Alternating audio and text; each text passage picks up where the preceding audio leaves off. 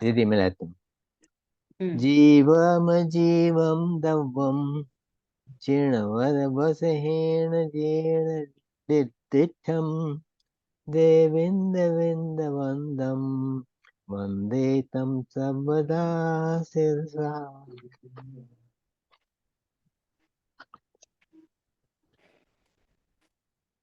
द्रव्य संग्रह जी ग्रंथ गाथा नंबर 19 पर अपनी स्वाध्याय चल रही है। इससे पूर्व थोड़ी सी चर्चा करेंगे कि आपको बैक में पीछे तीर्थ धाम चिदायतन, ये आपको बैनर दिख रहा है ना। ये तीर्थ धाम चिदायतन इस समय ये इस मंदिर में हस्तिनापुर के अंदर में ये अपना एक चिदायतन मंदिर बनने जा रहा है, अंडर कंस्ट्रक्शन है। और जो आपको पिक्चर दिख रही है ये उस मंदिर का मॉडल है। मंदिर इस डिजाइन का बनेगा जैसा आपको दिख रहा है। कुशल जी जरा शेयर ऑफ करके फिर वापस बाद में लेना ना गुरु, नहीं तो पिक्चर किसी को ख्याल नहीं आएगा। हाँ जी, थैंक यू। ओके, तो ये जो मंदिर है ये आदरणीय पवन जी भाई साहब ने उस समय में इस मंदिर की स्वीकृति हुई। उनका भाव हुआ कि हस्तिनापुर नगरी में एक अपना मुमुक्षु मंदिर भी होना चाहिए। तो इस मंदिर की स्थापना आदरणीय पवन जी भाई साहब ने की थी। अब आज वो हमारे बीच में नहीं है, तो इस मंदिर का जो कार्यक्रम है वो सब स्वप्निल भैया देख रहे हैं। और बाकी उनके साथ में पूरी इस मंदिर की कार्यकारिणी टीम और पूरी सब तैयार की गई है। तो बाकी सब लोग भी मिलके इस कार्य को देख रहे हैं। कार्य एकदम प्रगति पर चल रहा है। अभी लास्ट टू लास्ट संडे चिदायतन में एक अभी जो छोटा मंदिर बना रखा है वहां पर एक विधान का आयोजन किया गया था। और कोरोना काल से पहले इस चिदायतन की भूमि पर अपनी एक गोष्ठी का भी आयोजन किया गया था।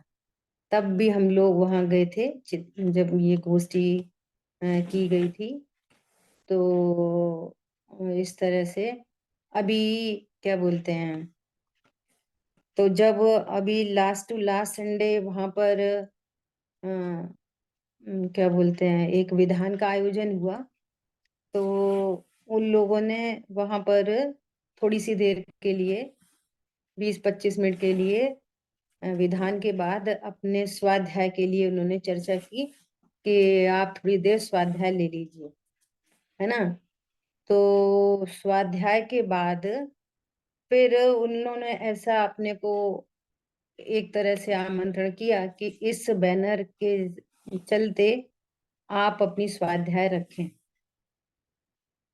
तो सुबह दोपहर में जो तत्वा सूत्र जी की क्लास चल रही है वो भी इसी बैनर के तहत चल रही है। तो अपन ने ऐसा विचार किया कि अपनी शाम की क्लास में भी इस बैनर को अपन यूज करें, है ना।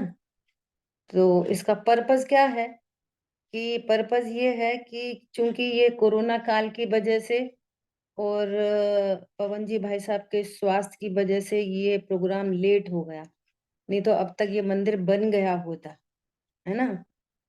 तो ये लोगों के पास इस बात की सूचना जाए, इसका एक तरह से और ऐड हो, ज्यादा लोगों में इसकी इस मंदिर के प्रति जागृति हो, इसलिए ये काम किया जा रहा है, बाकी और कुछ भी नहीं, है ना। तो उन्होंने एक चिदायतन ग्रुप बनाया है, वहां पर अपनी स्वाध्याय पर पोस्ट करते हैं दोपहर वाली स्वाध्याय को। तो लोग सुन रहे हैं, जुड़ रहे हैं। उनका मतलब ये है कि कंस्ट्रक्शन वर्क तो पूरा होगा, उससे पहले अपनी धार्मिक गतिविधियां चालू हो जाएं, ये उनका पर्पज है ना। तो इसलिए ये धार्मिक गतिविधियां अपने अपने आदरणीय मनीष जी मेरठ, है ना, हाँ जी। उनकी स्वाध्याय भी चल रही है अभी रात को चलती है उनकी 9 साढ़े 9 बजे से समय सारजी कर्ता कर्म अधिकार, तो वो भी इस ग्रुप के उसमें ही चल रही है। तो इस तरह की आपको थोड़ी सी सूचना देनी थी। नहीं, और मेरा एक प्रश्न है। हाँ जी।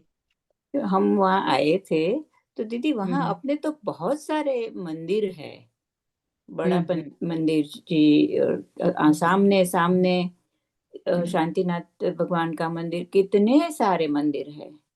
हम्म। एक ही तो स्ट्रीट में 10-12 मंदिर है। देखो एक्चुअली क्या है कि मंदिर तो बहुत है, शिखर जी में कोई कम मंदिर है क्या? लेकिन शिखर जी में भी देखो अपना संकुल बना। क्यों बनते हैं ये अपने संकुल, क्यों बनते हैं? इसलिए बनते हैं कि जिससे हम अपनी शुद्ध आमनाय से, अपने शुद्ध रीति से पूजा पाठ कर सकें और शुद्ध रीति से अपना स्वाध्याय कर सकें। जैसे मान लिया अपन अपनी अपनी रीति से कर रहे हैं, तब तक कोई दूसरे लोग आ गए हैं, फिर कोई तरह का डिस्टरबेंस हो, किसी तरह की चीजें हों, बस उससे बचने के लिए ये संकुल बनाए जा रहे हैं। और इतना पर्पस है, बाकी कुछ नहीं, है ना।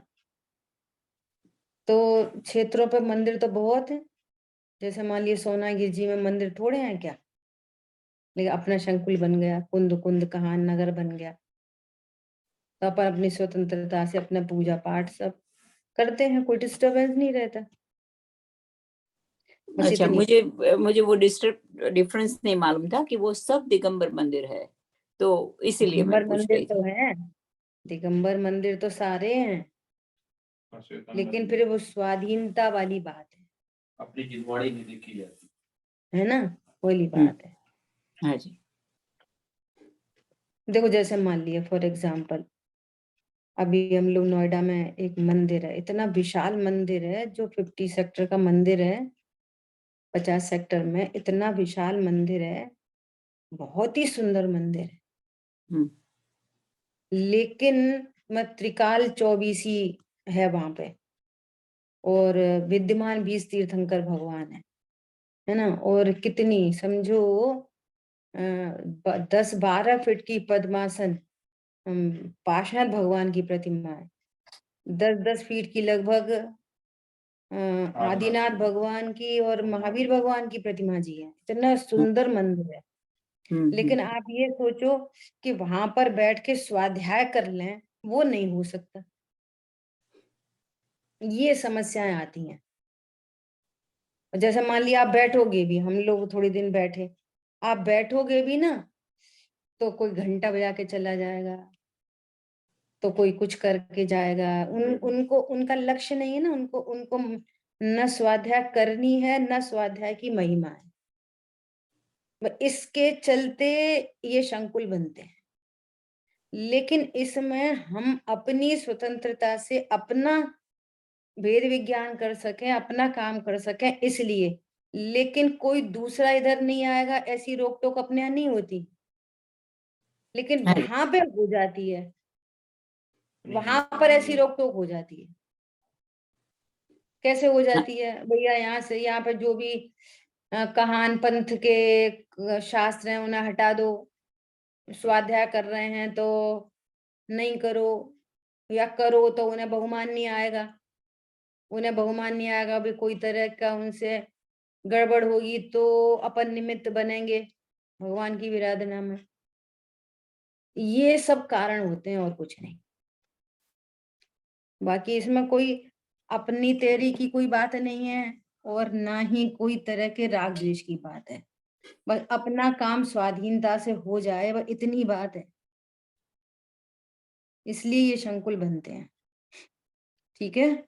और मे भी इसमें है ना क्या बोलते हैं, बच्चों को पढ़ाने वगैरह संबंधी स्कूल वगैरह की भी योजना भविष्य में हो सकती है। तो अब देखो जितने भी बच्चों के स्कूल खुल रहे हैं, आप देखो कितने जबरदस्त तरीके से बच्चे तैयार हो रहे हैं। दादा बोलते कि नहीं बोलते? दादा ने कभी कल्पना की थी कि कोई स्टोरम स्मारक ऐसा होगा?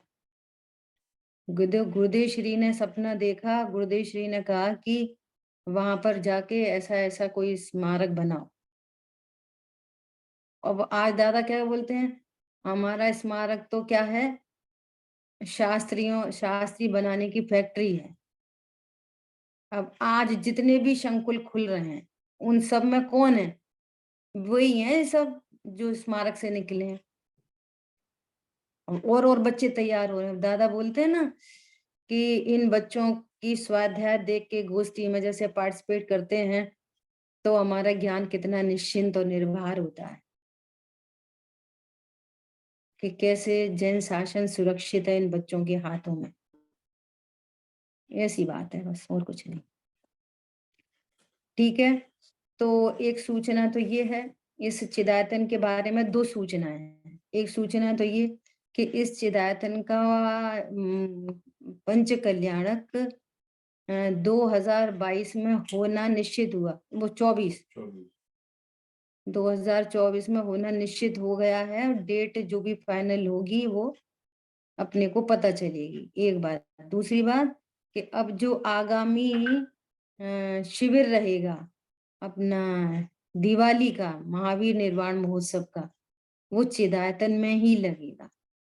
KKPPS प्लस मंगलायतन का जो वर्षों से लगता चला आ रहा है वो अब चिदायतन की भूमि पर लगेगा। तो इस बार आप सब लोग पधारें और जो भी कुछ आपको डोनेशन टाइप से जो कुछ भी करना है वो आप यहाँ पर कर सकते हैं, क्योंकि ये अंडर कंस्ट्रक्शन है अभी। ठीक है, इतनी बात मुझे बतानी थी। और मेरी थोड़ी सी बातचीत हुई थी कि अपन वहां पर कैसे पैसा भेज सकते हैं, है ना। अब करेंसी का कुछ जो भी कोई प्रॉब्लम आती है तो इस बारे में भी जो वहाँ के अधिकारी गण हैं उनसे चर्चा हुई, तो वो लोग बोल रहे थे कि हम इस तरह का कुछ भी अकाउंट वगैरह यहाँ पर खोलेंगे, वो सूचना आपको दे दी जाएगी। अगर किसी का भाव हो तो अपन मंदिर के निर्माण में अपना सहयोग दे सकते हैं। ठीक है, अब अपन अपनी स्वाध्याय पे आते हैं।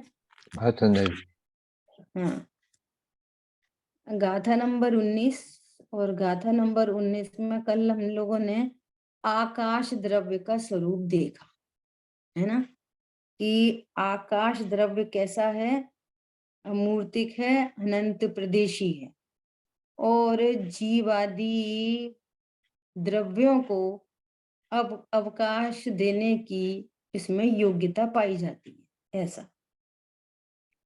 फिर कल अपन ने ये सब चीजें देखी कि ऐसे तो प्रत्येक द्रव्य अपने स्वक्षेत्र में रहता है निश्चय से, फिर भी उपचरित असद्भुत व्यवहार न से आकाश में रहता है, ऐसा कथन किया जाता है।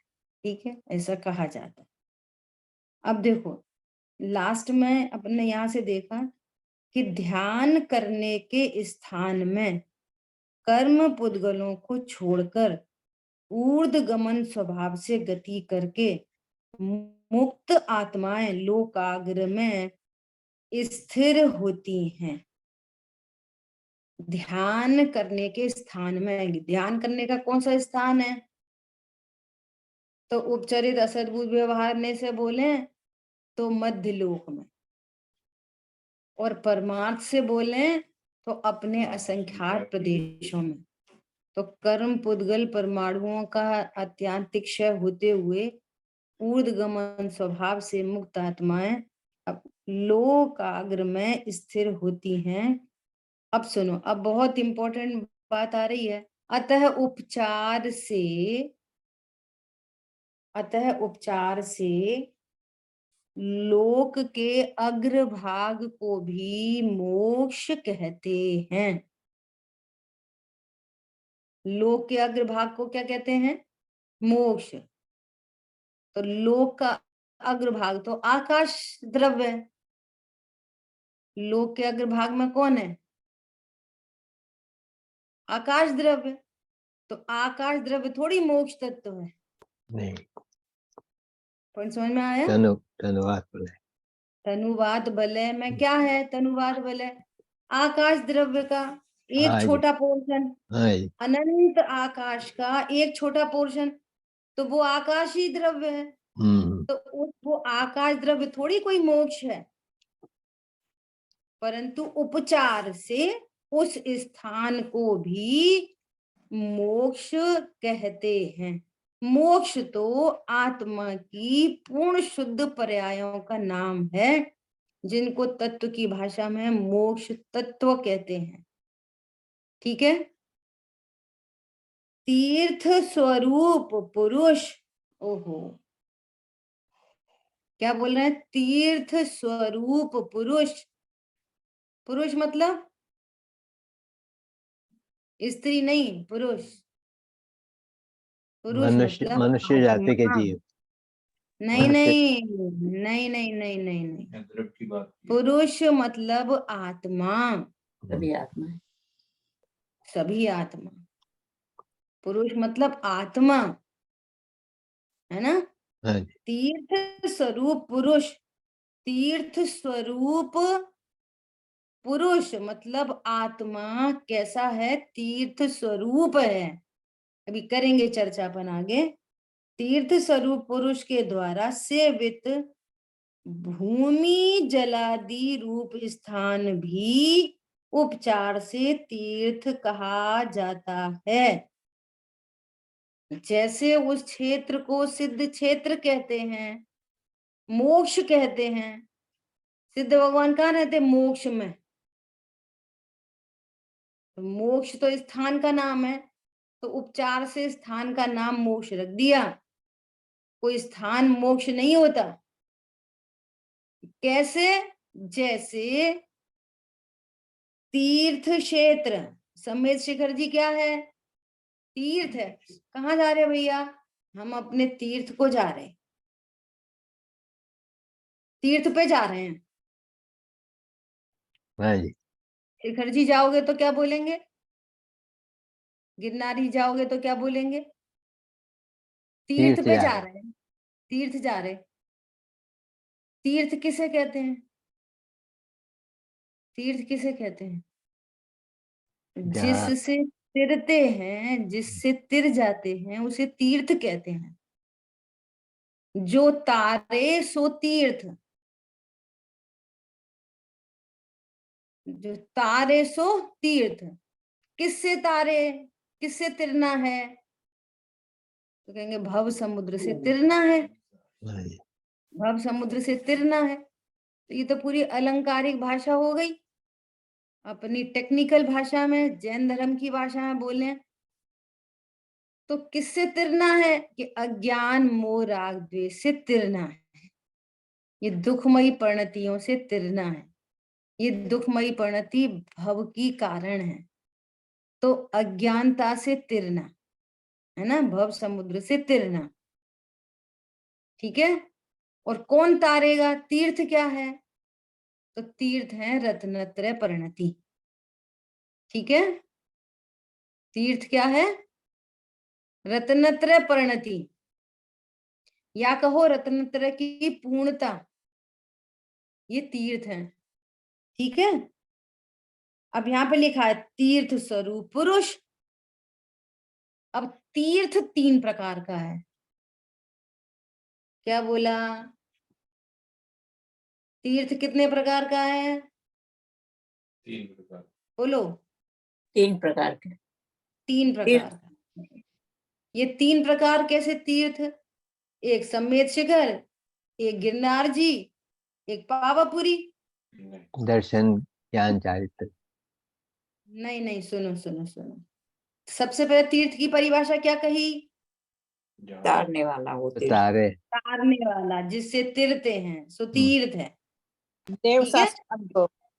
हाँ, अब सुनो, अब सुनो सुनो सुनो सुनो। जिससे तिरते हैं, तो किससे तिरते हैं?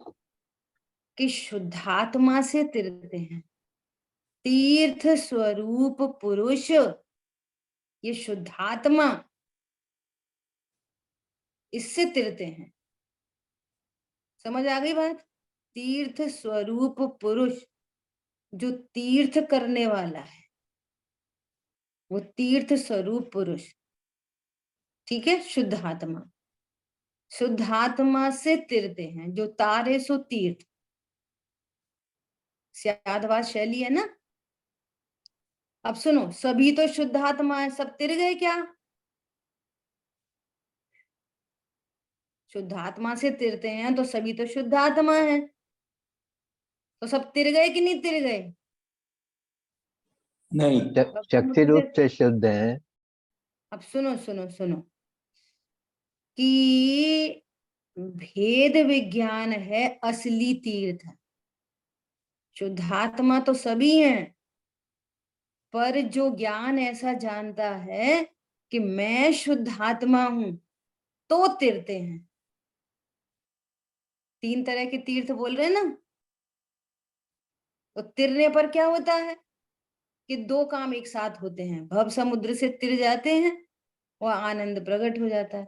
अज्ञान मोह राग द्वेष का अभाव हुआ और रत्नत्रय प्रकट हुए। तो ये 3 तीर्थ हो गए। कैसे 3 तीर्थ?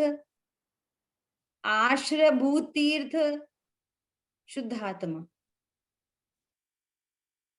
भेद विज्ञान कारण रूप तीर्थ, ये कारण है। शुद्धात्मा तो सभी हैं, लेकिन कारण नहीं दिया जाए तो कार्य प्रकट होता है। बोलो,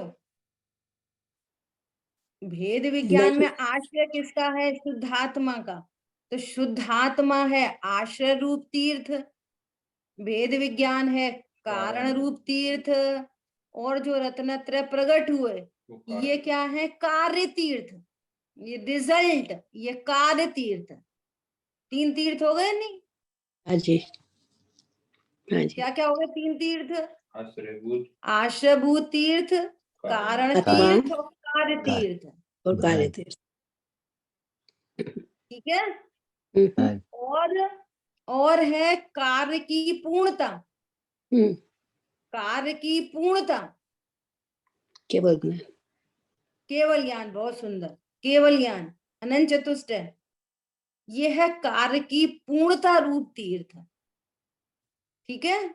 अब सुनो, जिस भूमि पर, जिस स्थान पर ये कार्य हुआ, तो उस भूमि को भी उपचार से तीर्थ कहते हैं।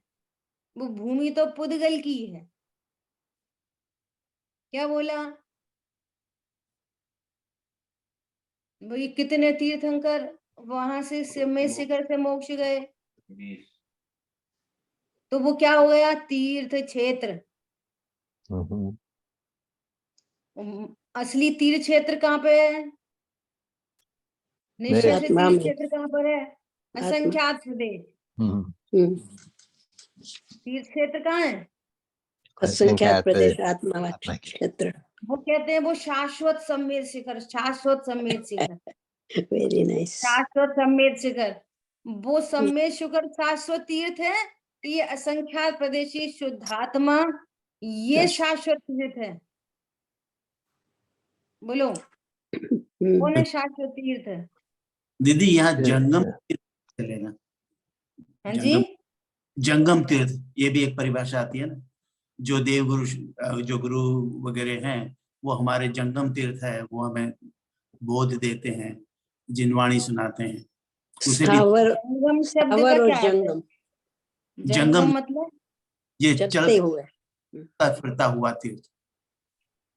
हाँ, चलता सुनो तीर्थ जावर गुरु मुनि। सुनो सुनो, अब यहाँ पर देवशास्त्र को जो अपनी चर्चा चल रही है, आश्रयभूत तीर्थ, कारण तीर्थ, कार्य तीर्थ और तीर्थ की पूर्णता, तो इस एंगल में देवशास्त्र गुरु कहाँ घटित होते हैं? व्यवहार तीर्थ। वे कौन है देवशास्त्र गुरु? व्यवहार तीर्थ। व्यवहार तीर्थ है वे। उनसे ही हमने तीर्थ, तीर्थ क्षेत्र, शाश्वत तीर्थ क्षेत्र उनसे ही जाना है, देवशास्त्र गुरु से। तो देवशास्त्र गुरु हैं व्यवहार तीर्थ, और भूमि जलादि है वे उपचार तीर्थ। तो व्यवहार और उपचार में बहुत फर्क होता है। कभी कभी हम दोनों को एक साथ एक सेंस में प्रयोग कर लेते हैं। बराबर। समझ में आ रही है? देव जी। शास्त्र गुरु है व्यवहार तीर्थ, और वो भूमि, वो क्षेत्र, वो क्या है? उपचार तीर्थ। देखो यहाँ वही लिखा है, क्या लिखा है? तीर्थ स्वरूप पुरुष के द्वारा सेवित भूमि, जो तीर्थ स्वरूप आत्मा है, वो जिस भूमि पर, भूमि जलादि रूप स्थान भी उपचार से तीर्थ कहा जाता है। इसी प्रकार लोक का अग्रभाग मोक्ष कहा जाता है। मोक्ष के धारी, मोक्ष तत्व के धारी आत्मा मुक्त आत्मा है, जिनकी परिणति में मोक्ष तत्व प्रकट हुआ है, वे मोक्ष तत्व की धारी मुक्त आत्मा है। जहां रहती हैं उस क्षेत्र को उपचार से मोक्ष कहते हैं। मोक्ष कोई क्षेत्र का नाम नहीं है, मोक्ष तो आत्मा की शुद्ध पर्याय का नाम है। इसी प्रकार तीर्थ क्षेत्र कोई क्षेत्र, भूमि जलादि रूप स्थान का नाम तीर्थ क्षेत्र नहीं है, वो तो उपचार से कहते हैं। वास्तव में तो असंख्यात प्रदेशी तीर्थ स्वरूप आत्मा ये तीर्थ का करने वाला है। समझ आ गई बहुत बात? सुंदर दीदी। ऐसा ये है शाश्वत तीर्थ क्षेत्र, असंख्यात प्रदेशी शुद्ध आत्मा। तीर्थ क्षेत्र अपेक्षा से बात कर रहे ना, क्षेत्र, असंख्यात प्रदेशी शुद्ध आत्मा, ये शाश्वत तीर्थ क्षेत्र है। और शुद्ध आत्मा आश्रयभूत तीर्थ है। और जिस ज्ञान में आश्रय किया जाता है, यदि आश्रय नहीं हुआ तो तीर्थ क्षेत्र और शुद्धात्मा कुछ नहीं करेंगे। क्यों? वे तो अकारण परमात्मा है। समझ आ गई बात? सो भेद विज्ञान है कारण तीर्थ, असली कारण तो भेद विज्ञान है। और उसके फल में जो प्रेजेंट, वो जो व्यक्त होता है उसके फल में, वो रत्नत्रय है कार्य तीर्थ, और रत्नत्रय की पूर्णता है मोक्ष तत्व, मोक्ष तीर्थ। ठीक है, ये तीर्थ की पूरी। और जिस क्षेत्र में बैठ के ये काम होता है उस क्षेत्र को कहते हैं उपचार तीर्थ। और जिन देव शास्त्र गुरु की साक्षी में ये काम होता है उन देव शास्त्र गुरु को कहते हैं व्यवहार तीर्थ। वाह, बहुत सुंदर। सरल बात है एकदम, कौन लोग बता सकते एकदम सुव्यवस्थित? जी दीदी, मैं ट्राई करूं। बिल्कुल। हाँ, आश्रयभूत तीर्थ तो शुद्धात्मा तो कहा, जो फिर ये भेद विज्ञान को कारण रूप तीर्थ कहा, और जो प्रकट हुआ ये कार्य तीर्थ हुआ। और की पूर्णता जो केवल ज्ञान हुई तो वो कार्य की पूर्णता रूप तीर्थ हुआ। जिस कार्य हुआ उस भूमि को तीर्थ कहा। देव शास्त्र गुरु के द्वारा जो बोध मिला उसे व्यवहार तीर्थ कहा। जिस भूमि पर क्षेत्र है, जो भूमि क्षेत्र पर ये परिज्ञान हुआ, यह उपचार तीर्थ कहा। तो ये मोक्ष आत्मा की शुद्ध पर्याय का नाम है। और यह असंख्यात प्रदेशी मेरा शुद्ध आत्मा, ये शाश्वत तीर्थ है।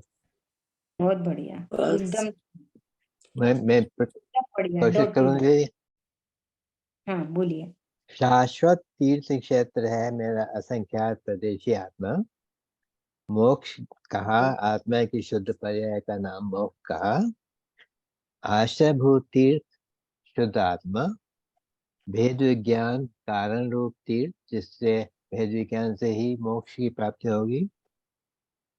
कार्य रूप तीर्थ रत्नत्रय की प्राप्ति।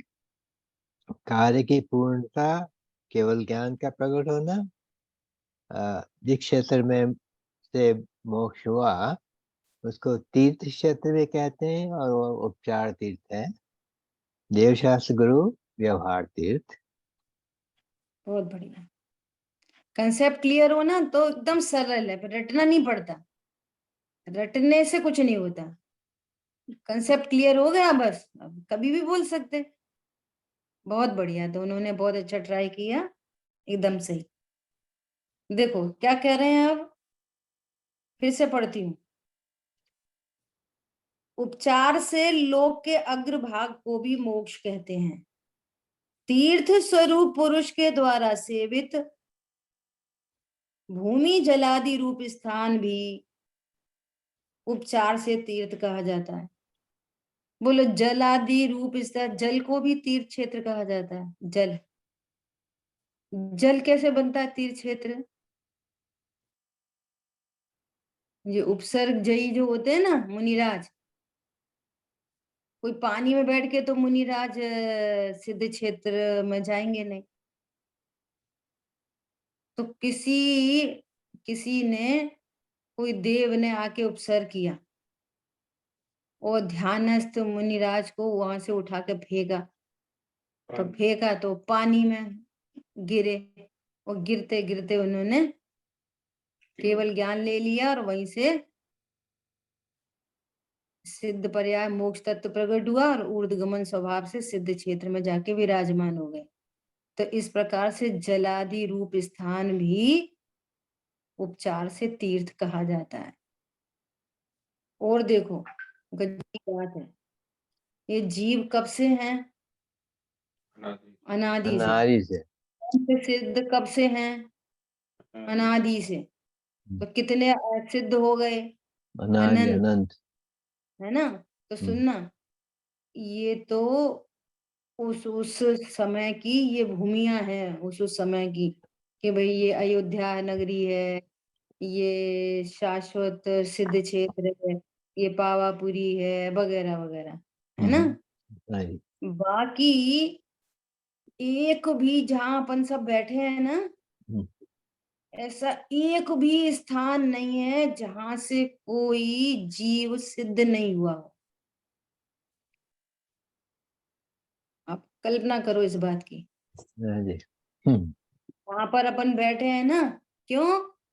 क्योंकि जीव तो अनादि से सिद्ध हो रहे हैं, अनादि से सिद्ध हो रहे हैं, और ऐसा कोई भी क्षेत्र नहीं बचता ढाई द्वीप का। टर्म्स कंडीशंस क्या है? ढाई द्वीप के अंदर ऐसा कोई क्षेत्र नहीं है जहां से कोई ना कोई सिद्ध न बना। समझ में आ रही है बात? तो अपन सब लोग सिद्ध क्षेत्र में ही रहते हैं, सबके सब। पर्टिकुलर बना दिए गए। अब विद्वानों के अपन तो नहीं बोल सकते, लेकिन मैंने विद्वानों से ही सुना है, सुना हुआ बोल रही हूँ बहुत होश आवाज में, कि ऐसा भी सुना है कि जहाँ अपना बाथरूम है ना, बाथरूम बना हुआ है, मतलब कहने का मतलब ये, अपन को लगता है बाथरूम में से है, चौके में से। अरे चौके वो के बाथरूम की बात नहीं है, मैटर ये है कि जीव अनादि काल से सिद्ध हो रहे हैं। ऐसा कोई ढाई द्वीप का क्षेत्र नहीं बचा। ये क्या करें? जलादि बोल दिया ना यहाँ पे, भूमि जल, बोलो जल में, समुद्र में फेंक दिया और वहां से सिद्ध हो गए। तो कोई जल वाला प्लेस भी बाकी नहीं बचा जहां से अनंत सिद्ध नहीं हुए हो। अब कल्पना करो, जीव के अनादिपने की कल्पना करो। कल्पना मतलब सपोज नहीं, कल्पना, विकल्प को भी कल्पना कहते हैं। विचार करो कि अपनी जीव दृष्टि में अनादि देखो, से है। दृष्टि में देखो। हाँ, और सिद्ध भगवान अनादि से हैं, अनादि से सिद्ध भगवान है। अनंत जीव सिद्ध हो चुके, अनंत जीव राशि। ये वाली बात अलग है कि संसार में रहने वाली राशि उनसे अनंतानंत है, लेकिन वे अनंत सिद्ध भी कोई थोड़े नहीं है, हर क्षेत्र से जाके सिद्ध हो चुके, हर क्षेत्र से। ये अपने उपयोग में लेने की बात है। कितनी जीव राशि ने अपना काम कर लिया।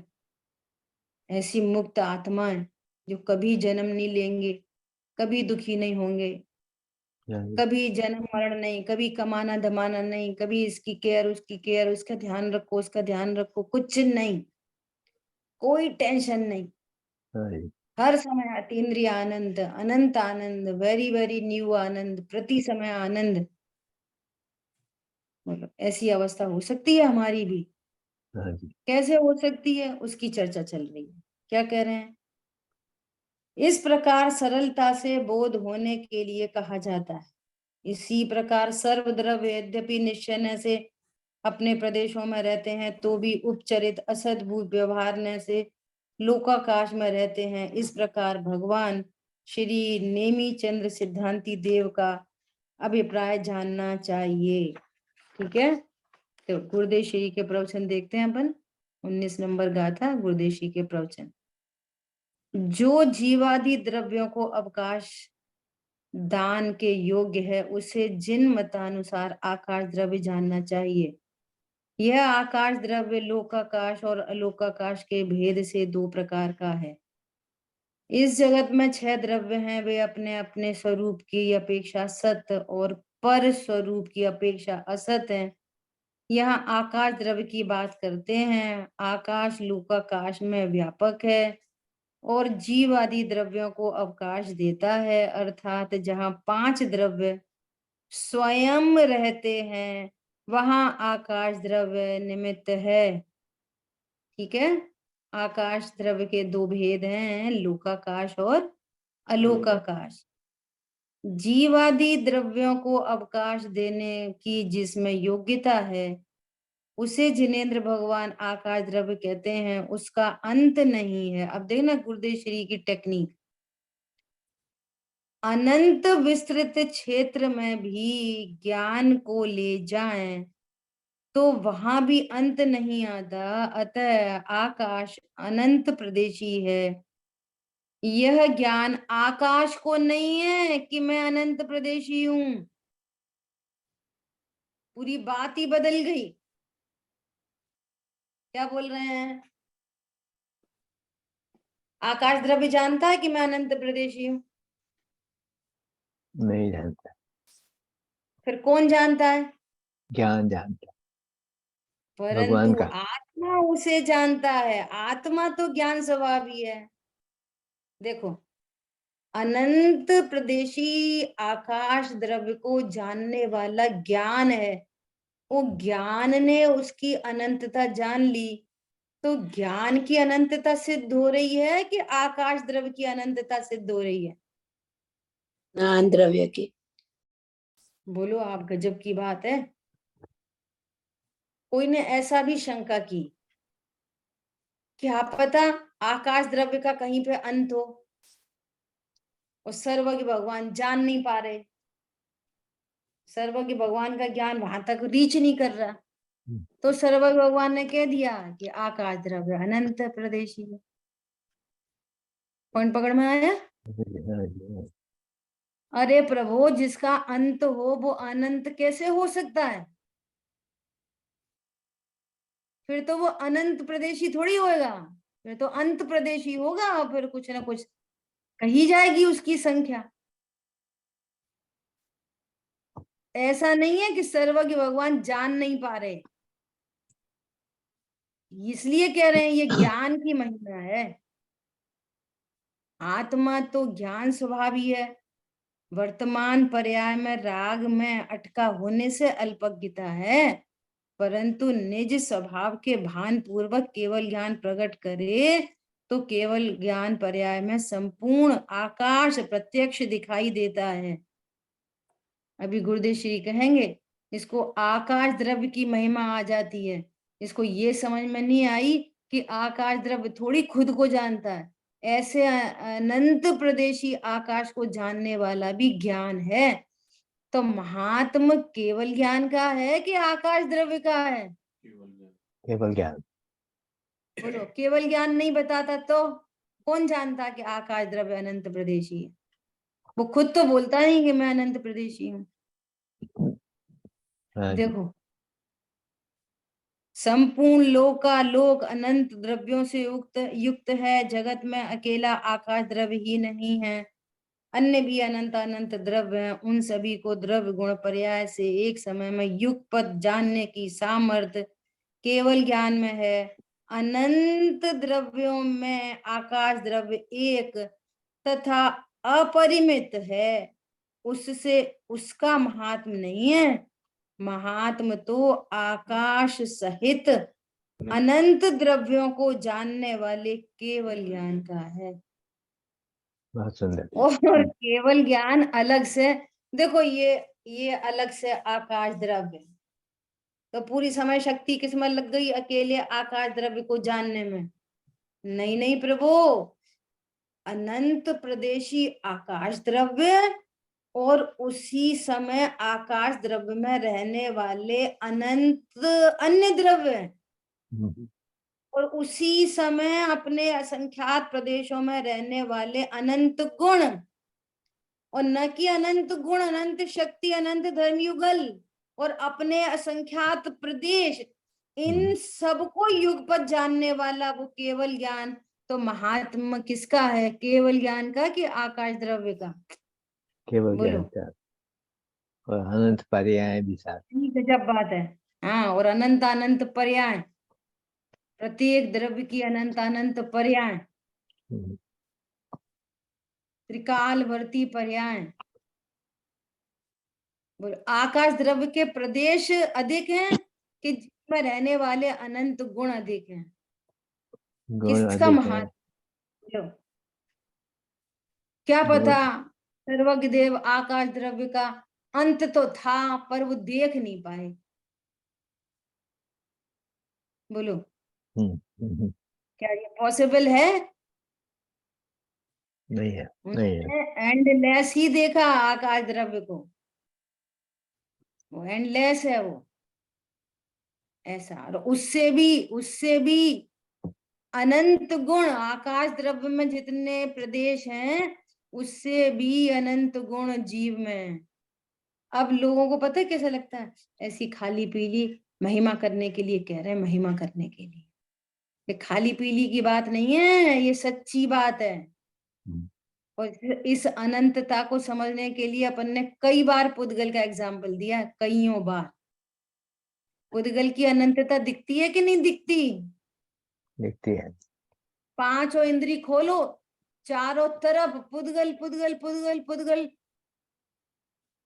एक अकेला कपड़े की बात करो ना, अकेला कपड़ा, तो पूरे विश्व में ये कपड़ा, एक अकेला शॉल समझो, शॉल, हाँ जी। एक अकेला ही शॉल कितने प्रकार का मिल जाएगा? एक अकेला। फिर मोबाइल, फिर जिनवाणी, फिर कोई का सोफा, फिर कोई का घर, कोई के कपड़े, कोई की ज्वेलरी, कोई का कुछ, कोई का कुछ।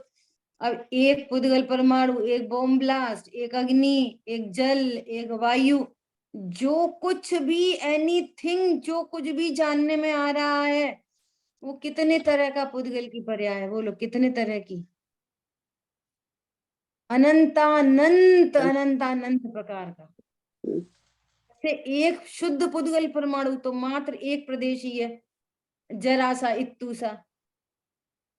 समझ में आ रही है? वो एक हाँ। प्रदेशी पुद्गल भी अनंतानंत गुण संयुक्त है, वो अनंत शक्ति संपन्न है, एक प्रदेशी पुद्गल। और एक प्रदेशी पुद्गल का ये अपने को चारों तरफ बोलबाला जो दिखाई दे रहा है ना, वो एक प्रदेशी शुद्ध पुद्गल के डिफरेंट डिफरेंट टाइप के स्कंद है। तो अनंतता दिख रही है कि नहीं दिख रही पुद्गल की? एक पानी की बूंद में पुद्गल की असंख्य अनंतता है परमाणु। तो विज्ञान की अनंतता नहीं है, ज्ञान की अनंतता नहीं है। समझ में आ रही है बात? हाँ जी। चर्म चक्षु से ही दिख रही है ना ये तो पुद्गल की अनंतता, ऐसा। ठीक है, देखो मेरे को ऐसा विकल्प आता है, जैसे ये पेटीएम वगैरह में वो स्कैन करते हैं ना, स्कैनिंग, पेटीएम स्कैन किया तो उसमें इतना सा वो स्कैन का वो मुश्किल से 1x1 इंच ले लो, 3x3 इंच ले लो स्क्वायर, उसमें कितना है कुछ कि ऐसी स्कैन क्या वो जो है, कितने लोगों के पास है, फिर भी उसमें डिफरेंट डिफरेंट डिफरेंट, एक का दूसरे से नहीं मिलता। एक के नाम, एक है उससे उसी का नाम दिखता है। अनंतता नहीं दिख रही? बोलो, एक थंबप्रिंट दूसरे के थंबप्रिंट से नहीं मिलता। एक अनाज कितनी का जीव दाना रहती दूसरे है? से नहीं मिलता। बोलो, तो ये पुद्गल की अनंतता नहीं दिख रही? तो जब पुद्गल की अनंतता है तो ऐसे ही जीव में भी अनंत गुण, अनंत शक्ति, अनंत धर्मयुगल और त्रिकालवर्ती अनंतानंत पर्याय, ऐसा मेरा स्वरूप है, ऐसा अपनी महिमा है। ठीक है, हरे शेष चर्चा अपन आगे देखेंगे। जिन वाणी के ज्ञान से सूझे लोकालु, सो वाणी मस्तक बदल दे तुम। बोलिए द्वाशांगमयी जिनवाणी माता की जय हो। जय हो जय हो। जय हो। जय जिनेंद्र। जय जिनेंद्र। जय जिनेंद्र।